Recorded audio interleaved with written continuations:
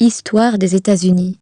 Du début de la colonisation, jusqu'à l'époque de Lincoln, des histoires qui illustrent les gens, les luttes et les guerres qui se sont succédées chez nos voisins du Sud. Ce livre est un excellent complément à notre histoire du Canada. Sylvain Clapin, 1853-1928, est un journaliste et un linguiste québécois, né à Saint-Hyacinthe et mort à Ottawa. Il est surtout connu pour son dictionnaire canadien-français, qui est une référence historique pour les chercheurs. Il est composé de mots, expressions et locutions ne se trouvant pas dans les dictionnaires courants, et dont l'usage appartient surtout aux Canadiens français. Aujourd'hui, une rue à Saint-Hyacinthe porte son nom. Sur Amazon. En voici un extrait. Les relations avec les Indiens.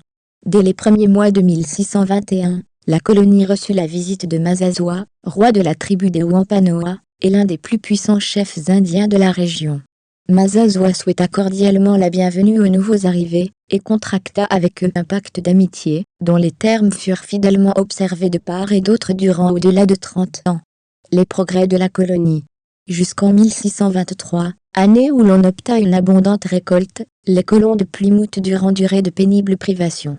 Mais cette année-là, avec la venue de l'abondance, l'aspect de la situation changea du tout au tout. D'autres contingents de nouveaux colons continuèrent à arriver chaque année, se répandant de plus en plus au loin. En 1628, John Endicott put s'établir, avec un noyau de colonies assez considérable, en un endroit du littoral qu'il nomma Salem. 2 ans plus tard, la Compagnie du Massachusetts fut constituée, les nouveaux arrivés fondant Boston et plusieurs autres localités adjacentes. Les persécutions religieuses.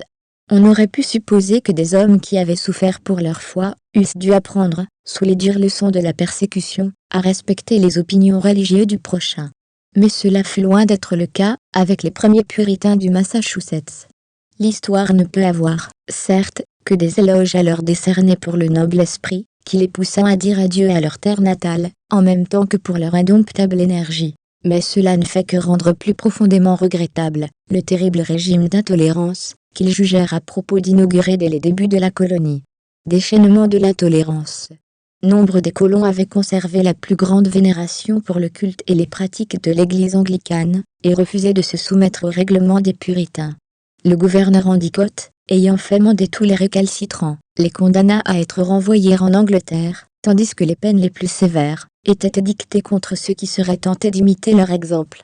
Ce fut bien pis pour les Caquets, car en 1656 4 d'entre eux furent mis à mort, tandis que d'autres étaient exilés, et d'autres encore étaient jetés en prison après avoir subi la peine infamante du fouet. En 1692, un véritable vent de folie religieuse souffla sur toute la colonie, provoqué par ce qu'on appelait la sorcellerie de quelques femmes de Salem. Une vingtaine de personnes furent mises à mort, et l'on ne compta plus celles qui furent soumises à la torture ou jetées en prison. Sur Amazon. Visitez-nous aussi sur ecololuca.com. Merci.